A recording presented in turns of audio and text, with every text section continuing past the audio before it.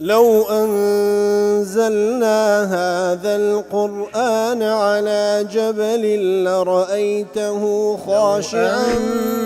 أنزلنا هذا القرآن على جبل لرأيته خاشعا أنزلنا هذا القرآن على جبل لرأيته خاشعا متصدعا من خشية وتلك الأمثال نضربها للناس لعلهم يتفكرون.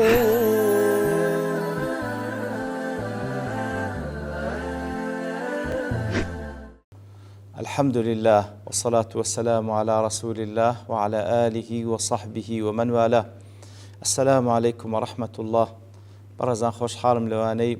1192 لواني كان تفسير القرآن في رزبين وخزمتان بس رزامة رب العالمين وهوادان اوي ازي السودي لور بقرن. أعوذ بالله من الشيطان الرجيم. بسم الله الرحمن الرحيم. أولئك الذين خسروا أنفسهم وضل عنهم ما كانوا يفترون. بل خوشويستان لا درجة وآتانك خواهي سبحانه وتعالى باسي لكساني كرت واني كوا افتراء دروه الله بس الله تعالى واني كساني شي ظالما واني كخويانو وهروا خلشيج منع دكان لوي كوا بابن بن بحق بين سر أو صراط المستقيمة وديانوي أو راس طريقها خوارو خيت كان لبيش تساوي خلشي وهروا واني كساني شي كافر بباورن برانبر بقيامت يتر أوانا لدى صلاة الله تعالى بدر نين هم لدنيا وهم لقيامتش كواشاني عذابا يتر أوانا كسان يقبون وخوا يقول لآت بيشتر باسياني كر آمادنين جوالي حق رابقرنو آمادنين تمشاءات كان خوا يقورب كانوا بيكنا بلق لسر وحدانة خوا يقورب أوانا كسان كان خسروا أنفسهم خويان دوران دي وأويكوا أوان إفتراي دكان كقوا كسانيك دكان الشريك لبو الله تعالى لكاتي تنقانا ليان وندبنوا بزردبن. أولئك الذين خسروا أنفسهم أي هؤلاء الذين تلك صفاتهم أو كسانك أو صفاتيان بو كخواي قولات كان بيشتر فرموي هم الذين أضاعوا حظ أنفسهم أوانا بشي خوان لثواب باداشت خواي قولة لدزدا وأهلكوها بالعذاب بلكو خوان بفتاردا وخوان فوتان بوكا مستحق عذاب خواي قولبون وضل عنهم ما كانوا يفترون أي محل دينهم الذي كانوا يدعون إليه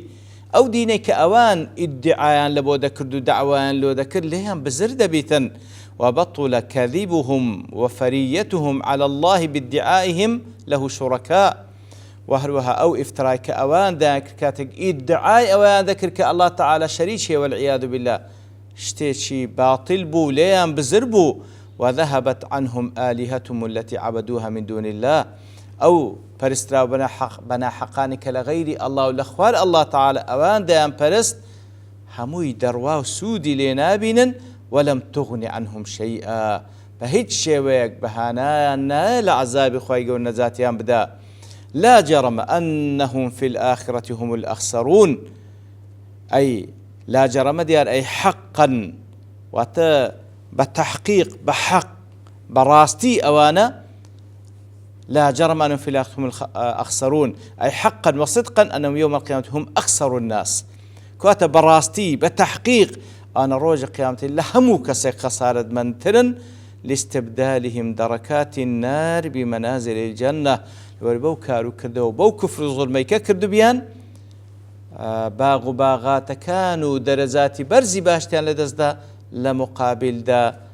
دركاتي آقر كوا هر دركيكو هر بليك لخوارتر وخرابتر لجهنم اوان بدست خوان هنا خوابنا من دا لمقابل دا إن الذين آمنوا وعملوا الصالحات اواني كوا كرد إيمانيان هنا وكردويت ساتشيان كرد وأخبتوا إلى ربهم اواني كوا تواضعيان نشان دا لبو الله تعالى اواني كوا ملكتيان نشان دا لبو پروردگاريان أوانا أولئك أصحاب الجنة هم فيها خالدون أوانا ياراني بهشتن حتى تيداد منينوا دیار مناسبة وآتا لقلو بيشتروك ابن كثير دالي كاتك وأخوي يقول حالي نقبتو بدبختكاني باسكر لذا حالي سعداء بختوركان بازدكا إن الذين آمنوا وعملوا الصالحات وأخبتوا إلى ربهم أي أواني كوا إيمانيان هنا بوي كوا بيوست إيماني بيبينن وكاروا كردوي تساككانيان كرد فأتوا بالطاعات وتركوا المنكرات أوانا طاعة كان أنزام دا أو منكرات خراب كاريي كخواي قور فرمت وازل بن وازيان لهنا وهروها وأخبتوا إلى ربهم وتواضعوا لله ملكتيان لبو الله تعالى نشان دا وخشعوا واطمأنوا خاشع بون ملكت بون خوب كمزان بون لآستي الله تعالى أخبتوا أي تواضعوا وخضعوا وحتى تواضعيان نوان لبو خواي قورا ملكتيان نشان دا إخباتي بمعنى التواضع لين دي بابلن خوب كمزانينو نرمونياني دي وأصل خبت يدل على خشوع كواتا أصلي كلمة بلغي لسر خشوع وأهلها خوب كمزانين شربيني دلي وأخبتوا فيه إشارة إلى أعمال القلوب وأخبتوا إلى ربهم كواتا إشارتك لبو إخبات دلي أو خضوع أو ملكتين لضلوا درون ويا كواتا إشارتك لبو أعمالكان يدل وهي الخشوع والخضوع لله تعالى ملكز نوان دل لضلوا لبو خواي قول سبحانه وتعالى وأهل هذا وأن هذه الأعمال الصالحة لا تنفع في الآخر إلا بحصول أعمال القلب كواتا بلغي لسر أو كارو كردو تساكانا كبظاهرين شان أقل لضلوا سرساوى نقري وملكتي وتواضع لبو خواي قول نشان ذا بكالقنا أولئك أصحاب الجنة هم فيها خالدون أوانا كوا أصحاب الجنة أوانا كوا ياراني بهشتن حتى تيدا دمينين ودرنا سنو وهلوها تيدا نامرا لإعلام الموقعين ابن القيم ضل كاتك وأخواي قول باسي لإيمان داران كرد وصف يعني كرب إيمان وبعملي صالح وهلوها تواضع نوان دل بأخواي قول سبحانه وتعالى كاتب دلي خواي قول وصف يعني كربة عبوديتي ظاهر وباطن عبوديته ملكتي هم لظاهر بكارو كرده وكانيان هم لباطن لنا ضلوا درونيان أوانا خضوع وخشوع يعني هي لبخواي قول سبحانه وتعالى كوخوب كمزان برانبربة ذاتي الله تعالى إنزال دواء ودفرمي مثل الفريقين كالأعمى والأصم والبصير والسميع هل يستويان مثلا أفلا تذكرون نموني دو تاقمو كومل تاقمك هم نابينانا هم نابستن لمقابل دا كساني چي بيناو كساني چي بيسر او دوانا وكو يكن پندو آمجگاري ورناگرن لا مناسبة آتر قلوش بيشتروكو ابن عاشور دالي كاتك واخواي قول سبحانه وتعالى باسي لاختلاف كرد لبين لنوان حالي مشركة كان اواني كوا او مشركاني كوا درو هل دبس لسر خواي قولا وهروها خلافي اوانيج باسي حالي إيمان داران كرد كوا إيمان دار نو كردوي ساق دكن إتر لمنزلتو لأزرو پاداشتو وهروها لمصيريان لآخرة دا زور جياوازن أعقب ببيان التنظير بين حالي الفريقين ليرد أخوائي سبحانه وتعالى باس لحالي أو دو فريق جياوازة دكا لمشركة كان ولإيمان داران بشيويك كوا بشيويك تمثيليان دكا كوا فعلا همو كسك دزاني كاما شاني مدحنو كاما شاني أو كوا ذنب كرين مثل الفريقين كالأعمى والأصم والبصير والسميع أي مثل الكافرين والمؤمنين نمونة لبو كافر كام لبو إيمان داران وكو كسانك كوا لا يرى ولا يسمع ندبيني ندبيستي لمقابل ذا كسانك أنا يرى ويسمع هم دبيني وهم دبيستي فالكافر لا يرى الحق فيهتدي به كسي كافر حق نابيني تاوكو بهوي والريقان راز بقري ولا يسمع الحق سماعا ينتفع به وهروا حق جنابيستي ببيستنيك سودي لي ببيني لمقابل دا والمؤمن يرى الحق ويتبعه ويسمعه وينتفع به لمقابل دا كسي إيمان دار حق دبيني وشوين كوتي حقه وحق دبيستي وسودي شيلي وردقري إثر أودو تاقم هل يستويان مثلا أي هل يستوي هذان الفريقان عندكم أيها الناس أي خلشينا أودو تاقم وكو يكن فكذلك الكافر والمؤمن لا يستويان عند الله هل وكو لا ينقو كسيك ونابيناو نابستيبي لقل كسيك ودبيني ودبستي وكو يكنين لا يخواي قول سبحانه وتعالى كسي كافر إيمان دار وكو يكنين آية أفلا تذكرون بندو آموش قاري ورناقرن بير لحالي كافر إيمان داران ناكنوا كبب تماي أو بير كرنوا واز لكفر لعصيان وسربيتي بينن وإيمان بالله تعالى وكردوي تساشي لقلبكن أبي حيان ضلكاتي كذا أفلا تذكرون لابد تنبيه على أنه يمكن زوال هذا العمى وهذا الصمم كواتا دكري أو پردەی لەسەر چاوی کافرانە ئەو پەردەی لە گوێیانەکەوە لێ ناگەڕە حەق جوێ دەکرێ ئەو کەسە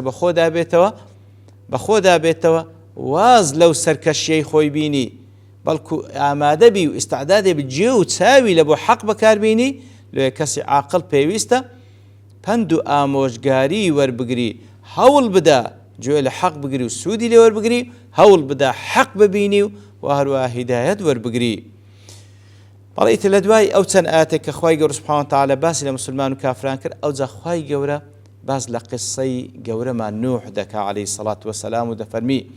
ولقد أرسلنا نوحا إلى قومه إني لكم نذير مبين بەلامی تەوکیدی قەسەمی بەقەدی تەحقیق دەفەرمی ئێمە نوحمان ڕەوانە کرد لە بۆ قەومەکەی پێیانی گوت بێگومان ئەم لە مونگۆ نێردرایمە وەکو نذير مبين وەکو ترسێنەرێکی بە ئاشکرا دیار مناسبە و ئاەتێ لەگەڵ پێش خۆی وەکو ڕازی دەڵێ عادەتی خوای گەورە سونەتی خوای گەورە سوبحانه وتعالى کاتێکەوە باسی لە کافرەکان کرد بە ئەنواعی دەلیل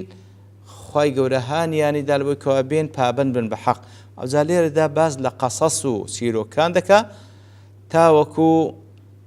باسکردنی ئەو چیرۆکانە وەکو تەکیدێک بی لە بۆ ئاەتەکانی خوای گەورە سوبحانه وتعالى ئیتر خوای گەورە چەند قسەیەک لێرەدا باز دەکا یەکەم قسەکە لە سوورەتی هود باز دەکا قسەی نوح عليه الصلاة والسلام ابن عاشور دەڵێ کاتێککە خوای گەورە سوبحانه وتعالى فإن هذا انتقال من إنذار المشركين ووصف أحوال ما نسب ذلك كاتێکەوە خوای گەورە لە ئاەتەکانی پێشووتر ئینزاری مشریکەکانی کرد باسی حاڵیانی کرد و ئینزاریانی کرد کەواتە چاوەڕوانیان دەکا ئەگەر واز نەینەن لێرەدا ئامۆژگاریان دەکا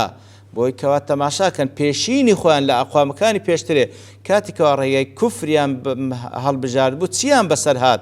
واروها لە هەمان کاتدا وەکو دڵنەواییە لە بۆ پێغەمبەر صلی الله عليه وسلم بۆی کەوا ئەوەی کە ئەو ڕووبەڕووی دەبیتەوە بە هەمان شێوە پێغەمبەرانی پێشووتر عليهم الصلاة والسلام ڕووبەڕووی بووینەوە لەگەڵ قەومەکانی خۆیان و دڵنەوایە لە بۆ ئیمانداران واروها قورتوبیش دەڵێ کاتێککە الله تعالى باز لە قەسەسی ئەنبیا دەکا عليهم الصلاة والسلام لە بۆ پێغەمبەر صلی الله عليه وسلم تەنبیهە ئاگادارکردنەوەیە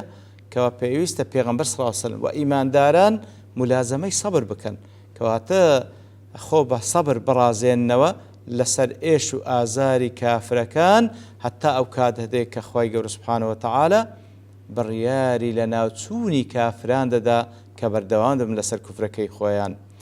کەواتە مانای ئاەتەکە ولقد بعثنا نبينا نوحا إلى قومه المشركين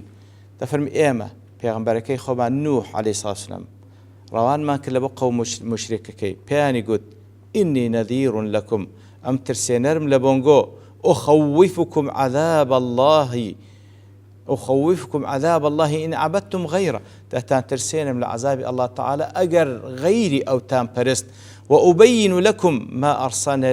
أرسلني الله به من أمري ونهي واروالو تام بيان دكم أوشتاني كخواي قورا أمني بيروانا كردية لفرمانا كان لقد أكراو كان لو تام بيان دكم عندك المفسرين دلين جعل كلمة مبين وصفا للنذارة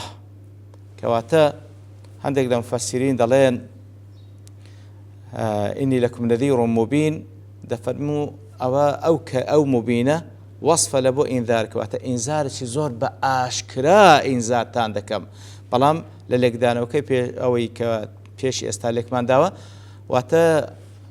ئینذارتان دەکەم و هەروە ڕێگای خوای گەورەتان لۆ ڕوون دەکەمەوە بەڵام هەندێک مفەسرین دەڵێن ئەو ڕوونکردنەوەش هەر لە بۆ ئینذارەکەی واتە ئینذارێکی زۆر بە ئاشکراتان دەکەم بەبێ غموض شەوکانی دەڵێ اقتصر على النذار دون البشارة إني لكم نذير مبين بس باسي إنذاري كده لو باسي مجدين كده لأن دعوته كانت لمجرد الإنذار دعوة بانقوازكي لبو ترساندني خلشي أو لكونهم لم يعملوا بما بشرهم به لەبەر ئەوەی ئەوان کار ناکەن بۆی کەوا مژدەیان پێددا کەسانێک بوون وەکو زانایان دەفەرمون یەکەم پێغەمبەر بۆ کە ڕووبەڕووی شرک بوویتەوە ئیتر حاڵی ئەوان پێویستی بە ئینذارە لە مقابلیش تەڵان کە دەفەرمی نەذیرە حتمەن ئینذاریان دەکات لەو حاڵتە ئەگەر بەردەوامن لەسەری لە مقابلدا ئەگەر واز بینن موژدەدەرە لە بۆ ئەو چاکەی لە بۆ ئەو عاقبەت چاکەی کەوا چاوەڕوانیان دەکات کاتێکەوە واز لە خراپە دەین و پابەند دەبن بەو حەقی کە خوای گەورە نادیتی. وصلى الله وسلم على نبينا محمد وعلى آله وصحبه أجمعين وآخر دعوانا أن الحمد لله رب العالمين. لو أنزلنا هذا القرآن على جبل لرأيته خاشعا أنزلنا هذا القرآن على جبل لرأيته خاشعا أنزلنا هذا القرآن على جبل لرأيته خاشعا متصدعا من خشية وتلك الأمثال نضربها للناس لعلهم يتفكرون